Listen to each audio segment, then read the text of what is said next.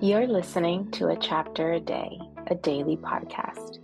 The Bible comes alive as we read a chapter out loud each day. Hello. It's time for a chapter a day, and today we are reading 2 Samuel chapter 20. Now, a troublemaker named Sheba, son of Bichri, a Benjamite, happened to be there.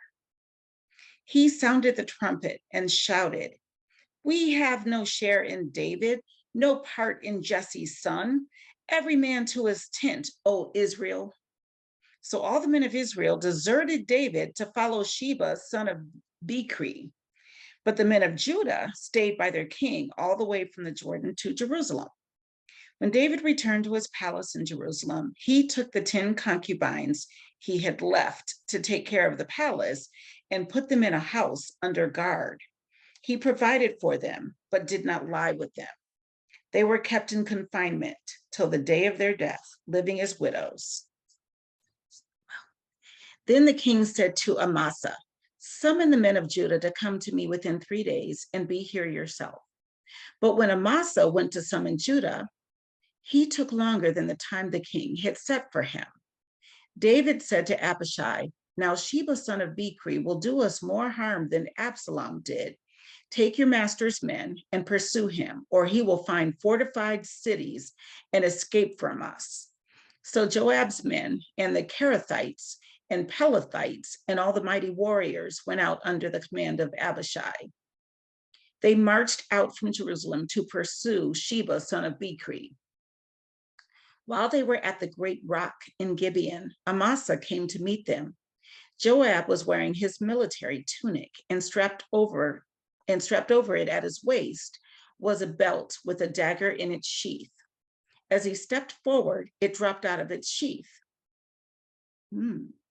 Joab said to Amasa, "How are you, my brother?" Then Joab took Amasa by the beard with his right hand to kiss him. Amasa was not on his guard against the dagger in Joab's hand, and Joab plunged it into his belly, and his intestines spilled out on the ground. Without being stabbed again, Amasa died. Then Joab and his brother Abishai pursued Sheba, son of Bichri. That is a mess. Holy smokes, so much violence. It's disturbing. One of Joab's men stood beside Amasa and said, "Whoever favors Joab and whoever is for David, let him follow Joab."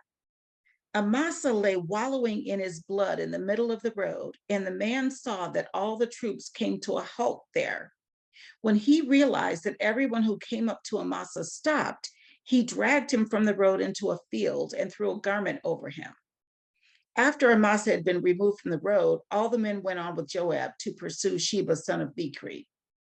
Sheba passed through all the tribes of Israel to Abel Beth Maakah and through the entire region of the Berites, who gathered together and followed him. All the troops with Joab came and besieged Sheba in Abel Beth Maakah. They built a siege ramp up to the city, and it stood against the outer fortifications. While they were battering the wall to bring it down, a wise woman called from the city, "Listen, listen, tell Joab to come here so I can speak to him." He went toward her and she asked, "Are you Joab?" "I am," he answered. She said, "Listen to what your servant has to say." "I'm listening," he said. She continued, "Long ago they used to say, 'Get your answer at Abel,' and that settled it.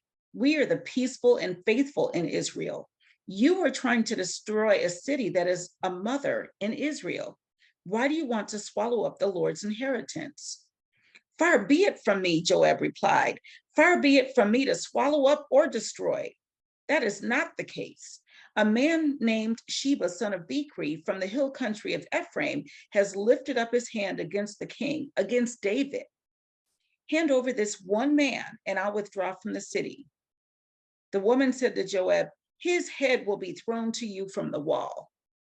Then the woman went to all the people with her wise advice, and they cut off the head of Sheba, son of Bichri, and threw it to Joab. So he sounded the trumpet, and his men dispersed from the city, each returning to his home. And Joab went back to the king in Jerusalem. Joab was over Israel's entire army. Benaiah,